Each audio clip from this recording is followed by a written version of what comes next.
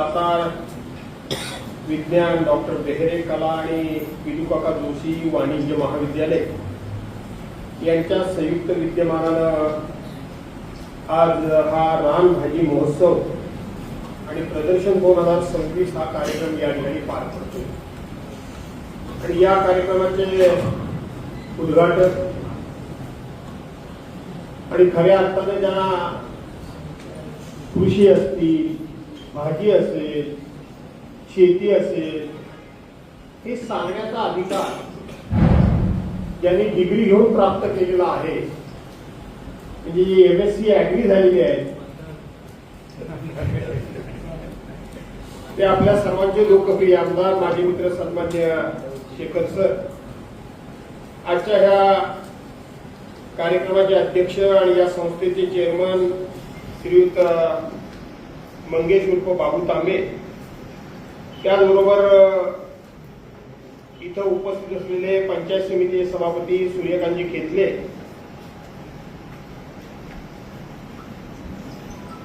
शेतकरी सल्लागार समितीचे प्रमुख आणि जिल्हा परिषद सदस्य श्रीयुत प्रसाद उर्फ पिंट्या निवळकर, या शाळेचे प्राचार्य श्रीयुत डॉक्टर माधव बापट सर, व्यासपीठावर उपस्थित असलेल्या आपल्या नगरपालिकेच्या उपनगराध्यक्ष दांडेकर मॅडम, त्याचबरोबर या विभागाचे उपविभागीय अधिकारी शिवाजीराव शिंदे, त्याचबरोबर श्री शत्रुघ्न तालुका कृषी अधिकारी म्हात्रे, उपस्थित सर्व जिल्हा परिषद सदस्या, पंचायत समिती सदस्या, या संस्थेचे सर्व डायरेक्टर, त्याचबरोबर सर्व नगरसेवक नगरसेविका, सर्व शिक्षक वृंद, पत्रकार मित्र आणि मोठ्या संख्येनं उपस्थित असलेल्या विद्यार्थी बांधवांनो, भगिनींनो आणि सहकारी मित्रांनो, मी सुरुवातीलाच कृषी विभागाला धन्यवाद देतो. साधारणपणे नेहमी आपण पंचायत समितीच्या छत्रपती शिवाजी सभागृहामध्ये या कार्यक्रमाचं आयोजन यादव मॅडम करत आलेलो आहोत. मला कधी कधी असं वाटतं की माझ्या रोखठोक आणि परखड बोलण्यामुळं लोक दुखावतात असं मला वाटतं, परंतु मी गेल्या वर्षी अतिशय परखडपणे हा विषय मांडला होता. थोडस कठोर शब्दामध्ये मी बोललो होतो की अशा प्रकारचे कार्यक्रम तुम्ही करत असताना हे कार्यक्रम केवळ तुम्ही सरकारी कार्यक्रम म्हणून आणि सरकारकडून आलेलं एखादं परिपत्रक असतं, त्या परिपत्रकाची आम्ही अंमलबजावणी केली अशा प्रकारचं प्रगती पुस्तक भरण्याकरता म्हणून तुम्ही हे कार्यक्रम करता. तुम्ही कोणाला बोलवता? तुम्ही बोलवता ते तुमचे संबंधित जे काही कर्मचारी असतात, अधिकारी असतात, त्यांना बोलवता आणि आमच्यासारखे लोकप्रतिनिधी आहेत की ज्यांना बोलवलं पाहिजे म्हणून तुम्ही आम्ही बोलवता आणि तुम्ही अशा प्रकारचं एक प्रगती पुस्तक तयार करता, अशा प्रकारचा एक डाटा तयार करता, अशा प्रकारचं तुम्ही एक रिपोर्ट तयार करता की आम्ही हा सरकारी कार्यक्रम केला. आणि हे मला मान्य नाही. खरं तर हा रानभाज्या महोत्सव असेल आणि ह्या रानभाज्यांचं महत्व काय आहे याचा प्रसार आणि प्रचार व्हायला पाहिजे असेल तर हा कार्यक्रम तुम्ही कॉलेज जीवनामध्ये जी मुलं ज्यांच्यामध्ये काही अंशी समज आलेली आहे, ज्यांना आपण एखादा विषय मांडल्यानंतर तो समजू शकतो, त्यांच्या समोर असे कार्यक्रम झाले पाहिजेत आणि त्यांच्या कानावरून काही विषय हे गेले पाहिजेत. अशा प्रकारची मी गेल्या वर्षी भूमिका मांडली. मला माहित आहे की जाहीरपणे भूमिका मांडणं माझा घाणेरडा स्वभाव आहे आणि म्हणून तुमचा चेहरा पडला होता, पण आज तुमचा चेहरा उजळला शिंदे, कारण या हॉलमध्ये हा कार्यक्रम होतोय आणि एवढी विद्यार्थ्यांची संख्या बघितल्यानंतर तुमचं सगळं कौतुक करताय, सगळे तुमचं कौतुक करतायत. याचा अर्थ की हा विषय या तरुणांपर्यंत पोहोचवण्याचं जे आपण सांगितलं होतं आणि तुम्ही त्याची अंमलबजावणी केली त्याचं हे यश आहे. आणि म्हणून विद्यार्थ्यांना मी या ठिकाणी सुरुवातीला सांगणार आहे की हा कार्यक्रम केवळ आजच्या दिवसापुरेसा कार्यक्रम होता कामा नये. या कार्यक्रमामधून जे विचार मांडले जाणार आहेत, या प्रदर्शनाच्या माध्यमातून तुम्ही प्रत्यक्षपणे भाज्यांची ओळख करून घेणार आहात, ज्या भाज्या तुम्ही पाहणार आहात त्या भाज्या, हा भाजी महोत्सव हा केवळ एक शासकीय कार्यक्रम न होता ही एक चळवळ म्हणून आपल्याला भविष्यामध्ये उभी करायची आहे. हा विचार या ठिकाणाहून आपल्या सर्वांना घेतला. ही चळवळ झाली पाहिजे, याचं सातत्यानं कुठे ना कुठेतरी प्रबोधन झालं पाहिजे. हा विचार केवळ आपल्या पुरेसा मर्यादित न राहता तो विचार अनेकांपर्यंत गेला पाहिजे. याकरता म्हणून तुम्हा सर्वांना भविष्यामध्ये काम करायचं. आणि आपल्या देशाची संस्कृती ही अशीच आहे. आपल्या देशामध्ये वाचन संस्कृतीचा खूप मोठा वारसा आहे. आपल्या देशामध्ये या पिढीनं या पिढीकडे, या पिढीनं या पिढीकडे जे विचार दिलेले आहेत ते विचार पुढच्या पिढीकडे देण्याची प्रथा आणि परंपरा ही या देशामध्ये अनादी कालापासून सुरू आहे. आणि म्हणून याला जर काही अंशी खंड पडला असेल, नव्हे तो आता खंड पडलेलाच आहे बराचसा, तर त्याच्यामध्ये आपण सर्वांनी पुढाकार घेऊन ही एक चळवळ उभी करूया. ही चळवळ उभी करूया. कालच झाली गटारी तिला काय तिला अमावस्या काहीतरी वेगळं नाव आहे, पण ते आपण गटारी हाच प्रचलित शब्द आहे डॉक्टर, बरोबर. आणि म्हणून कालच गटारी झाली. बघा कसा प्रत्येक सणाच्या पाठीमागे आपल्या पूर्वजांनी, या पूर्वीच्या विचारवंतांनी प्रत्येक सण म्हणजे चंगळवाद अशा अर्थानं त्या सणाला महत्व किंवा त्या सणाचं निर्मिती किंवा त्या सणाकडे पाहण्याचा दृष्टिकोन ठेवलेला नाही. आज आपण तो प्रत्येक सण चंगळवाद म्हणून त्या सणाकडे बघतो. परंतु आपल्या पूर्वजांनी त्या सणाचं महत्व हे थोडस नाही म्हटलं तरी आपल्याकडे धार्मिक दृष्ट्या असेल, देवाच्या नावानं असेल किंवा वेगवेगळ्या कुठल्या तरी धार्मिक विचारानं असेल, हे त्याचं महत्व अधोरेखित केलेलं आहे. काल तुम्ही मटण मच्छी मांस मटण काय खाल्लं, पण आजपासून श्रावण सुरू झाला आहे. प्रत्येक आठवड्यातले वार जे असतात, मग ते खाण्याचे किंवा टाळण्याचे, ते सगळे वार श्रावण महिन्यामध्ये सुद्धा असतात का नसतात? श्रावण महिन्यात रविवार पण येतो, बुधवार पण येतो आणि दुसरा कुठला शुक्रवार पण येतो. बाकी समजा काय उपवास वगैरे धरले तर मला माहित नाही. परंतु ह्या श्रावण महिन्यामध्ये आपण मांसाहार करू नये, तर त्या भाज्या खाव्यात. याच्या पाठीमागे खूप मोठं असं शास्त्र दडलेलं आहे, खूप मोठं शास्त्रीय कारण आहे. हे मी आता सांगून तुमचा वेळ घेत नाही, कारण त्याकरता ज्योती मॅडम, डॉक्टर ज्योती मॅडम ह्या तुम्हाला मार्गदर्शन करणार आहे. या प्रत्येकाच्या पाठीमागे एक जबरदस्त सायन्स आहे. प्रत्येक सणाच्या पाठीमागे, सण सोमवारच्या पाठीमागे एक जबरदस्त असं सायन्स आहे. जबरदस्त एक सायन्स आहे. त्याची सायन्सची सांगड घातलेली आहे. परंतु त्या काळामधली किंवा तिथली त्यावेळची परिस्थिती, त्यावेळेचं शिक्षण, त्यावेळेचं लिखाण, त्यावेळेचे सुशिक्षितांचं प्रमाण याचा विचार करता हे थोडस परंपरेशी आणि सणाशी नातं जोडण्याची प्रथा ही परंपरेनं चालत आली. पण त्याच्या पाठीमागे सायन्स आहे. बांधवांनो, भगिनींनो, आपल्या जंगलामध्ये, आपल्या रानामध्ये अनेक प्रकारच्या भाज्या आहेत, अनेक प्रकारच्या. आता भारंगीची भाजीच तेवढी बऱ्याच जणांना आठवते, तेवढंच नाव लोक घेतात. बाकीच्या भाज्यांचं नाव फार लोक कमी घेतात. आता दारची भाजी म्हणजे माठाची भाजी, ज्याला आपण दारची भाजी म्हणतो, ती मिळते. मुळ्याची भाजी मिळते, तिला पिकवावी लागते.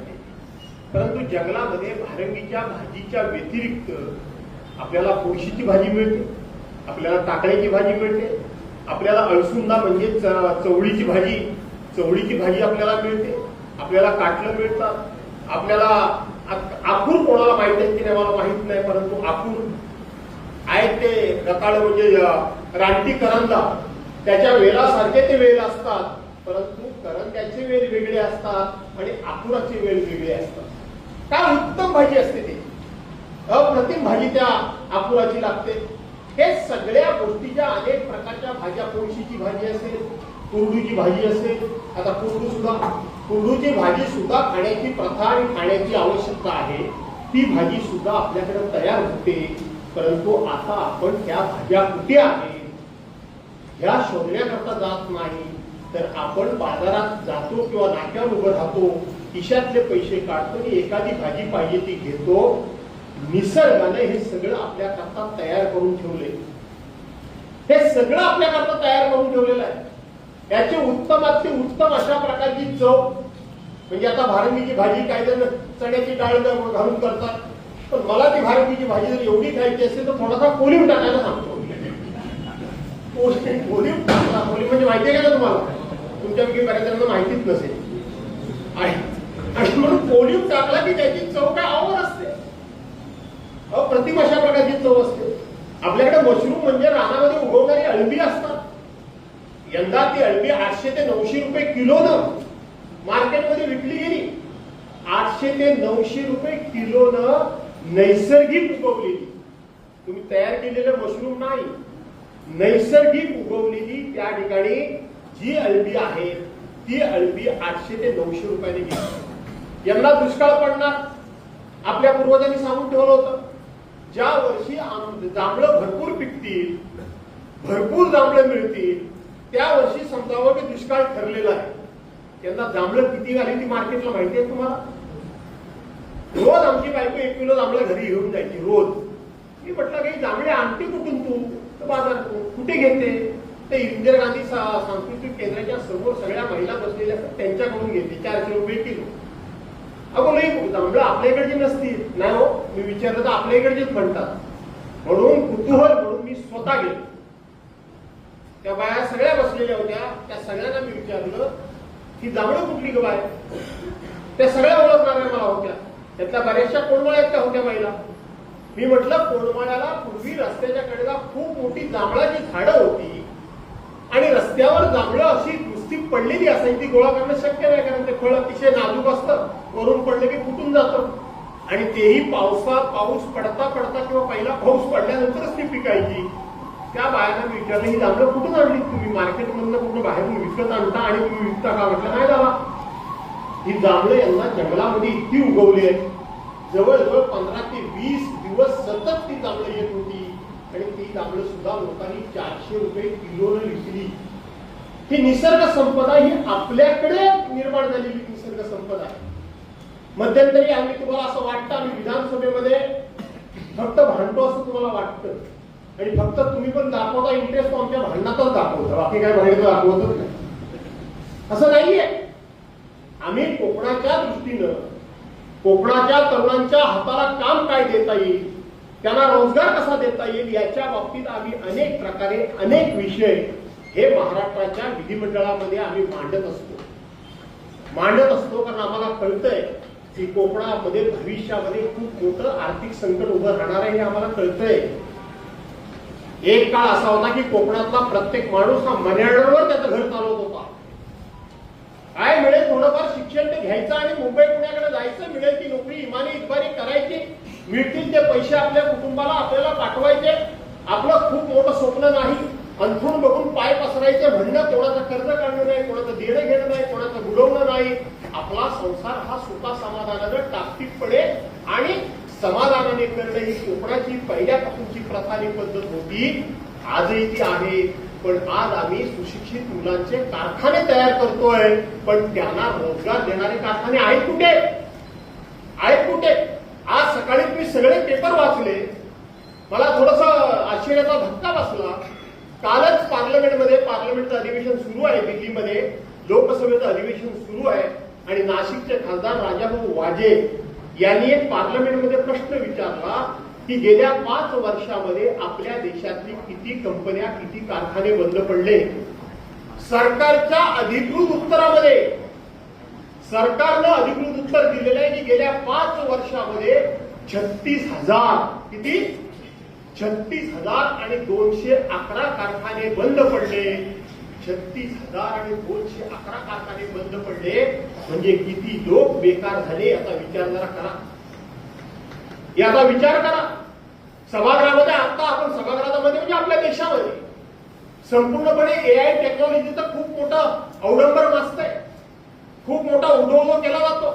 मला त्यातलं फार काही समजत नाही, पण ज्या वेळेला शेखर सर इथे आहेत, ज्या वेळेला सभागृहामध्ये त्या विषयावर मी बोलायला उभा राहिलो, त्यावेळेला ही टेक्नॉलॉजी आपण एवढ्या प्रमाणात वापरतो आहे. आपल्याकडची लोकसंख्या, आपल्याकडची तरुणांची सुशिक्षित बेरोजगारांची संख्या ही बघता ही टेक्नॉलॉजी आपल्या देशामध्ये अधिकची तरुणांना बेकार करेल का याचा विचार करा. आणि माझं तर ठाम मत आहे की ही टेक्नॉलॉजीचं कौतुक आपण करतोय, पण भविष्यामध्ये बेकारीला खूप मोठं निमंत्रण आपण देतोय. अनेक सुशिक्षित पोरं ही आता बेकार फिरतील, कारण त्यांचं काम ह्या एआय टेक्नॉलॉजी मार्फत जर केलं गेलं तर त्यांच्या हाताला काम काय राहणार आहे, त्यांच्या शिक्षणाचं महत्व काय राहणार आहे, ते त्यांच्या शिक्षणाचा उपयोग कुठे करून घेणार आहेत. ही मुलं उद्या फर्स्टेड होती, ही नैराश्यात जातील, आणि एकदा का नैराश्यात गेल्यानंतर ही मुलं कुठल्या मार्गाला जातील हे सांगता येणार नाही. याची चिंता आमच्यासारख्या लोकप्रतिनिधींनी करायची नाही तर कुणी करायची. आणि म्हणून त्यावेळेला मी सांगितलं होतं की आपल्या देशामध्ये लोकांचं पॉप्युलेशन किती आहे, लोकसंख्या किती आहे, त्याचा विचार करून याची सांगड घाला. न पेक्षा आता ग्रामपंचायतीमध्ये एआय टेक्नॉलॉजी आम्ही वापरणार, पंचायत समितीमध्ये वापरणार, कृषी क्षेत्रामध्ये वापरणार, औषध क्षेत्रामध्ये वापरणार, कारखानदारीमध्ये वापरणार. तर त्या पोरांना काय करणार, त्यांना काम कुठलं देणार. एका बाजूला आपण जवळजवळ आपल्या कोकणामध्ये शेती बंद झाली आहे. कोण शेती करतोय, का करत नाही, म्हणजे परवडत नाही.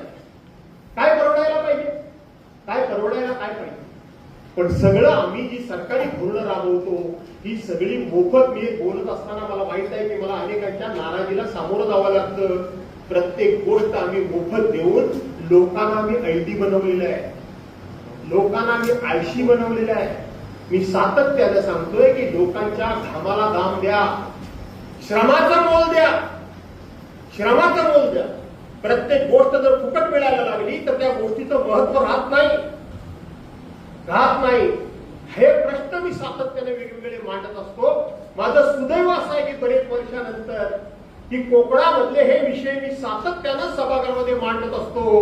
पण कोकणातला एक आमदार सोडला तर बाकी माझ्या मदतीला सोडा, पण कोणी बसायला येत नाही. ते आमदार म्हणजे शेखर सर आहेत, की ते जाते जातीनिशी बसतात. त्याच्यामध्ये त्यांचे काय विषय आहे ते मांडतात, त्याच्यामध्ये अधिकची भर ते टाकण्याचा प्रयत्न करतात.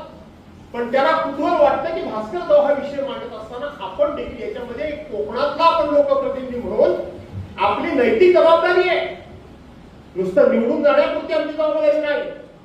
मला माहित आहे थोडासा वेळ होतोय, पण हे सांगणं गरजेचं आहे, कारण तुमच्या मार्फतच ही चळवळ उभी राहू शकते.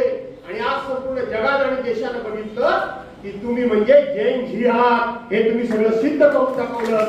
त्यामुळं एखादा विषय तुम्ही हातामध्ये घेतलात, एखादी चळवळ तुम्ही हातामध्ये घेतलात तर 100% त्याच्यामध्ये तुम्ही यश घ्या, त्याच्यामध्ये स्वस्त बसणार नाही. हे संपूर्ण देशाला आता मान्य करावं लागले.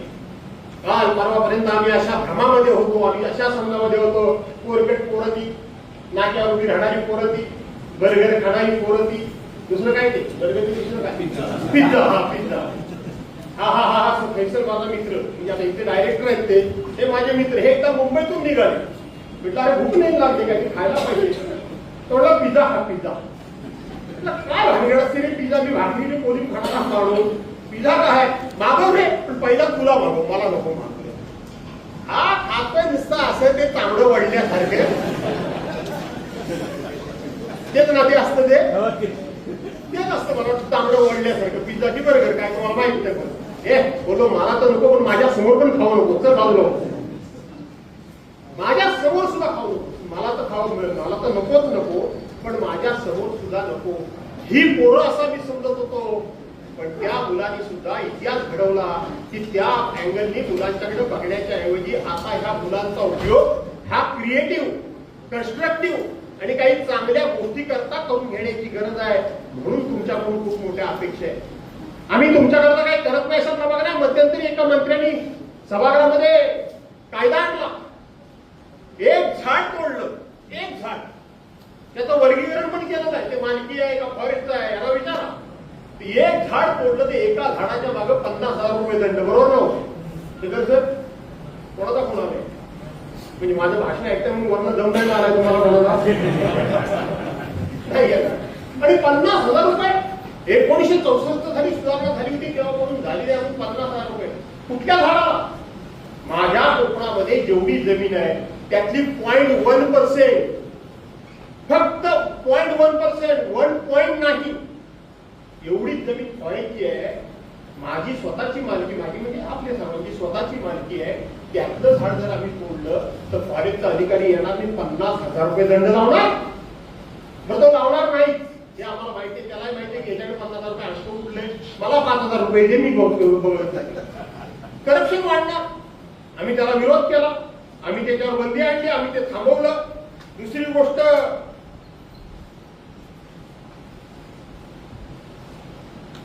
विदर्भामध्ये जे भात शेती करतात आणि जे भात सरकारला देतात त्यातलं मला कालपर्यंत कळत नव्हतं की नेमके कोणाला बोलत देतात. नेत्यांना पण सांगता आलं नाही. त्यांना डिटेल्स मध्ये मी मागेल ते सगळी माहिती. त्याला हेक्टरी 20,000 रुपये म्हणजे धान्याची किंमत 2300-2400 रुपये क्विंटल देऊन 20,000 रुपये हेक्टरी बोनस देतात. तुम्हाला त्या ठिकाणी सुद्धा शेतीकडे पुन्हा वळला तर तुम्हाला शेवटी त्यातून सुद्धा 4 पैसे मिळतील. शेती पिकत नाही असं नाही, तोच शेतकरी, तेच हवामान, तेच पाऊस, तेच सगळं तेच आहे.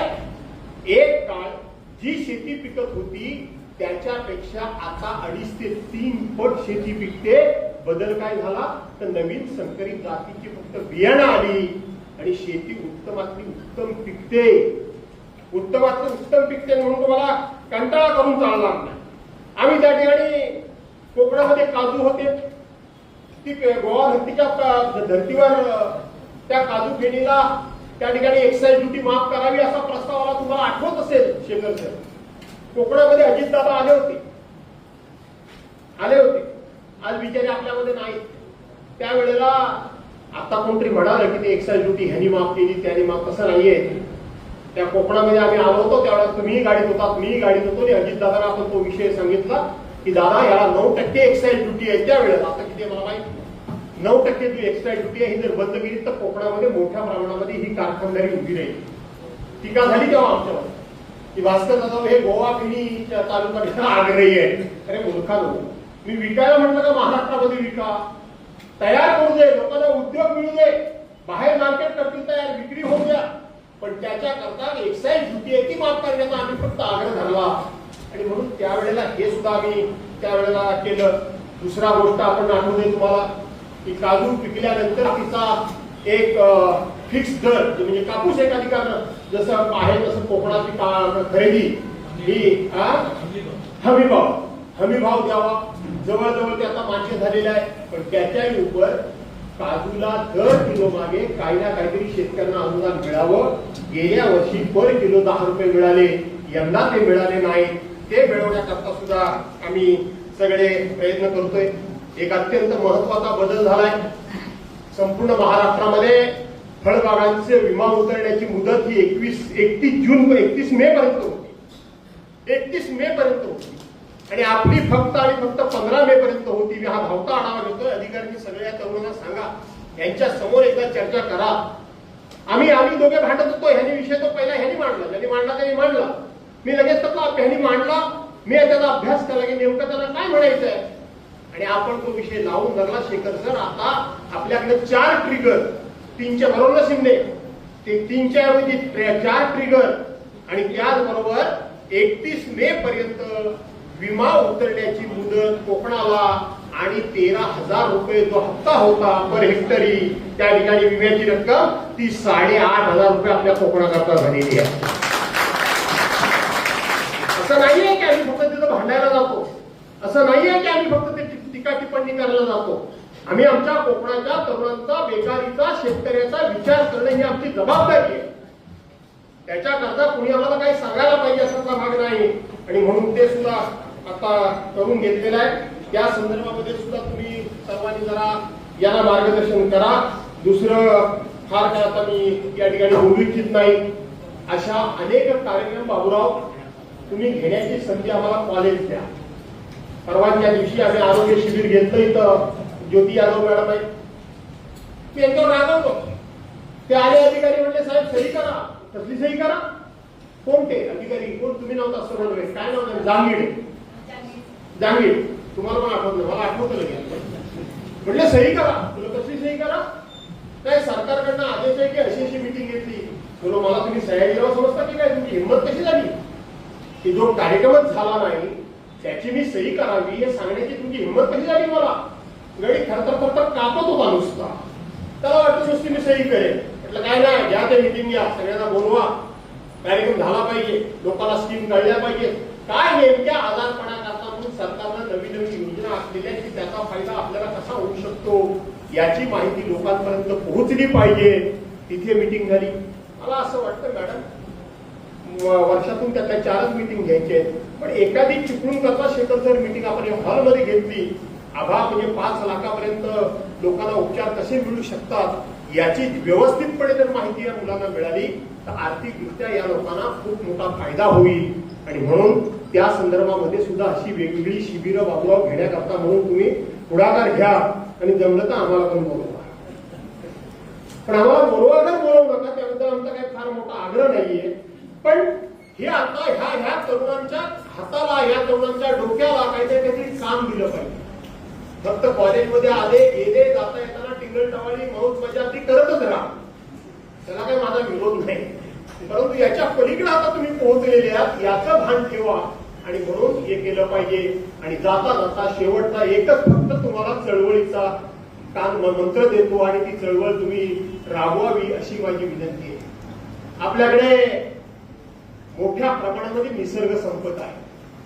ही निसर्ग संपदा आपण निर्माण केलेली नाहीये, ती नैसर्गिक आहे. ज्यानं कुणी ही सगळं दुनिया निर्माण केली त्याने प्रत्येक भागामध्ये प्रत्येक माणसाच्या पोटा पाण्याचा विचार करून तशी भौगोलिक रचना केलेली आहे. हे विसरू नका. काहीही त्यांनी कोणाला उपाशी राहण्याचं त्या ठिकाणी उपाशी राहा आणि मला असं काही अशी व्यवस्था केली नाही. तर वेगवेगळ्या प्रकारे पोट भरण्याचे मार्ग दाखवण्याचं काम हे निसर्ग निर्मात्यानं, पृथ्वी निर्मात्यानं, जग निर्मात्यानं केलेलं आहे. तशाच पद्धतीनं आपल्या कोकणामध्ये मोठ्या प्रमाणाचे उद्योग दिसत नाही. आपल्याकडे शेती दुबार पीक नाही. आपल्याकडे एकच पिकी शेती होते, ती 100% निसर्गाच्या दहरीपणावर अवलंबून राहते. यंदा पाऊस जूनच्या ऐवजी जुलै महिन्यानंतर पडला. निसर्गाच्या हातात पूर्णपणे शेती आहे. पण त्याकरता म्हणून खूप मोठी जैविक विविधता आपल्याकडे जंगलामध्ये, आपल्या जमिनीमध्ये मोठ्या प्रमाणामध्ये आहे. तशा रानभाज्या आहेत, तशाच पद्धतीनं वेगवेगळ्या प्रकारच्या जैवविविधता हे आपल्या इकडे मोठ्या प्रमाणामध्ये आहे. आज लोक शेती करत नाही, पण खैराचं झाड हे नैसर्गिक उगवतं. त्याला पाणी घालावं लागत नाही, काही करावं लागत नाही, त्याची राखण करावी लागत नाही. त्याला कोण गाय गुरु म्हैस आहेत, कोणाला गाय गुरु सगळी शहरातच बसलेली असतात, ती खात नाही. परंतु आपल्याकडे एक वाईट प्रवृत्ती आहे ती म्हणजे वडवे लावण्याची. मी सातत्याने या विषयामध्ये सभागृहाच्या बाहेर कुठल्याही सभेमध्ये सातत्याने बोलतोय. अरे काही विकृती आहे ही. कसली विकृती आहे? मे महिन्यासारख्या ठिकाणी आपण उन्हामध्ये उभं राहू शकत नाही. इतका प्रचंड गरमानी उन्हाळा आहे, प्रचंड गरमानी उन्हाळा आहे. जी झाडं आपण या ठिकाणी वडवे लावतो आणि जाळून खाक करतो. अक्षरशः तुम्हाला हे कसं वाटत नाही की आपल्या हाताला दिव्याचा चटका जरी बघता तरी आपण आयग करतो आणि इथं तर आपण आगीच्या भक्षस्थानी सगळ्यांना घालतो, जाळून खाक करतो. अरे त्याला काही वेदना आहे की नाही? आज आपण एका ठिकाणी बोर मारली, विहीर मारली तर पाण्याचा पत्ता लागत नाही. पण नुसती वरच्या वर उगवलेली झाडं, ही झाडं हिरवीगार कशी उन्हाळ्यामध्ये होतात? मे महिन्यासारख्या वेळेला झाडं नुसती हिरवीगार पालवी फुटून होतात. काही तर फणसासारखी त्या ठिकाणी झाडं आहेत, त्यांना प्रचंड प्रमाणामध्ये फुलं येतात. हे कुणी निर्माण केलं? हे कुणी केलं? त्याला पाणी कुणी घातलं? याला खत कुणी घातलं? याचं रक्षण कुणी केलं? याची राखण कुणी केली? कुणी केली? हे सगळं नैसर्गिक आहे. त्याला आपण जाळून खाक करतो. त्या खैराच्या झाडांच्या आता एवढे पैसे येतात, 110 रुपये किलो एवढ्याशा लाकडाच्या तुकड्याला मिळतात. त्याच्यावर सगळं बंधन आम्ही उठवण्याकरता म्हणून सभागृहाच्या बाहेर आम्ही त्या ठिकाणी संघर्ष केला आणि गणेश नायकाने आपल्याला आपला शब्द मानला. का? तर तुम्हाला त्या तुमच्यावर पैसे मिळाले पाहिजे. अधिकाऱ्याने अडचणीच्या नावाखाली तुम्हाला छळता कामा नये. हे आम्ही एका बाजूला करत असताना इथं मात्र तुम्ही वडवे लावता, वाटोळ लावता. एक फक्त अत्यंत हृदयद्रावक घटना मी सांगतो, ती मी अनेक वेळा सांगितली असल्यामुळं काही लोकांना ती पुन्हा ऐकायचा त्रास होईल, तरीही मी सांगतो. आपल्याकडे मार्ग तामाण्याचा हे चिपळूणमध्ये समोरचे डोंगर बघा, आपल्याकडे हे सगळे परशुरामचे डोंगर बघा. दिवाळी झाली की आग लागली म्हणून समजायचं. कोण शेती करतोय, कोण पूर्वीसारख्या डोंगरामध्ये नाचणी पिकवतोय म्हणून वडवे गेले, कोणी करत नाही. पूर्वी रस्त्याच्या कडेचा गवत साफ करण्याकरता म्हणून पीडब्ल्यूडीचे लोक त्यावेळेला गवत जाळायचे. मीच मंत्री झाल्यानंतर त्याला बंदी आणली, अजिबात गवत जाळायचं नाही, तुमच्यामुळे वडवे जातात. ते आता वडवे लावत नाही. मग तरी सुद्धा वडवे कसे जातात, हे वडवे लावले जातात, लागत नाही. ही विकृती आहे. एकदा मी माझ्या घरी चाललो होतो तुंबवला, निवडीच्या माळावर गेलो आणि समोर प्रचंड वणवा दिसला. दोन्ही बाजूने गवत पेटलं होतं, त्याला जीप टाकणं म्हणतात. ते असं गवत संपूर्ण रस्त्यावर असं त्या ठिकाणी आग उगवत होतं. आणि मी माझ्या ड्रायव्हरला म्हटलं, गाडी थांबव, पुढे जाऊ शकत नाही, गाडी मागे घे. त्यांनी गाडी मागे घेतली, तोपर्यंत मागे रस्त्यावर आग आली.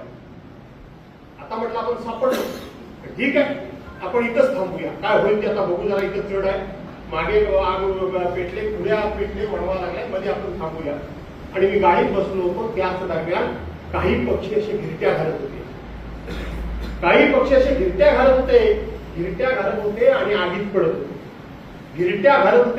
पडत होते. माझ्याकडला माझा ड्रायव्हर वाटला होता. मी म्हटलं, ह्या काय पक्षांना काय अक्कल कळतं का नाही? खाली एवढी आग पेटले आणि हे स्वतःची आहुती स्वतःच देत आहेत. कशा करता हे पक्षी असे मारतात? तो म्हटला, साहेब तसं नाहीये, हे पक्षी का असं करताय तर कुठल्या तरी पक्षाची पिल्लं ह्याच्या कुठल्या तरी झाडावर असतील, कुठल्या तरी पक्षाची पिल्लं त्या अंडी इथल्या झाडावर असतील. आणि हे मोठे पक्षी आपली पिल्लं आता होरपळून जाणार, जळून जाणार, म्हणून त्या ठिकाणी त्यांना वाचवण्याकरता ही म्हणून धडपड करतायत.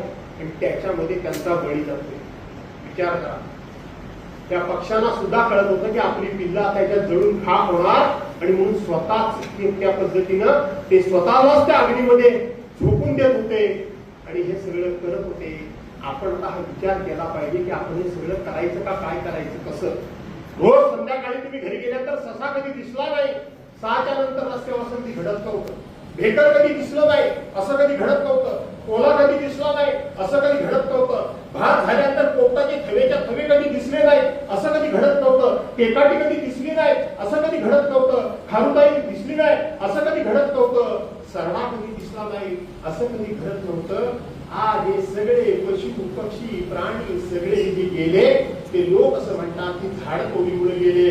मी त्याला विरोध करत नाही, पण ही सगळ्यांची जाळून राख जर कोणी केली असेल तर ह्या वणवे लावणाऱ्या नालायक लोकांनी केलेली आहे. आणि म्हणून तुम्हाला माझी तरुणांना विनंती आहे की आपापल्या भागामध्ये, आपापल्या गावामध्ये जमलं तर तुम्ही अशा पद्धतीने एखादा मोर्चा म्हणजे जनजागृतीचा हातामध्ये कार्यक्रम घ्या, एखादा बॅनर बनवा आणि आपल्या गावामध्ये वणवे लावू नका. अशा प्रकारचं जर मार्गदर्शन केलं तर मी तुम्हाला नक्की धन्यवाद देईन. अशा प्रकारचे मी तुम्हाला या ठिकाणी धन्यवाद देतो. आणि उद्या आज तारीख किती आहे? 14 तारखेला आपली 15 तारखेला, आज 13 तारीख, 15 तारखेला आपल्याकडे हे 15 ऑगस्ट स्वातंत्र्य दिन हा आपण साजरा करतोय. खरं तर या स्वातंत्र्य दिनाचं महत्व, हा स्वातंत्र्य दिन साजरा करण्याचा हक्क, हे स्वातंत्र्य दिन साजरा करण्याचा हक्क मिळावा, अधिकार मिळावा, तो दिवस उगवावा म्हणून अनेकांनी आपल्या प्राणांची दिलेली आहुती, आपल्या संसाराची केलेली राख रांगोळी याबद्दल सुद्धा तुमच्यासमोर कधीतरी बोललं पाहिजे. कारण स्वातंत्र्य दिन म्हणजे नेमकं काय हेच आता जवळजवळ आम्हाला कळेल असं झालंय. स्वातंत्र्य मिळून 75 वर्ष झाली. 75 वर्षामध्ये फक्त आम्ही आमचे हक्क मागायला शिकलोय, पण आमचं कर्तव्य काय हेच आम्ही कधी कधी विसरलोय की काय असं वाटतं. आणि म्हणून कधीतरी त्याच्यावरही आपण सर्वांनी चर्चा करावी. पण तूर्त 15 ऑगस्टच्या दिवसाच्या निमित्तानं मी तुम्हाला सर्वांना शुभेच्छा देतो. हा 15 ऑगस्ट दिन चिरायू हो अशा अपेक्षा व्यक्त करून आपल्या सर्वांची रजा घेतो. जय हिंद, जय महाराष्ट्र.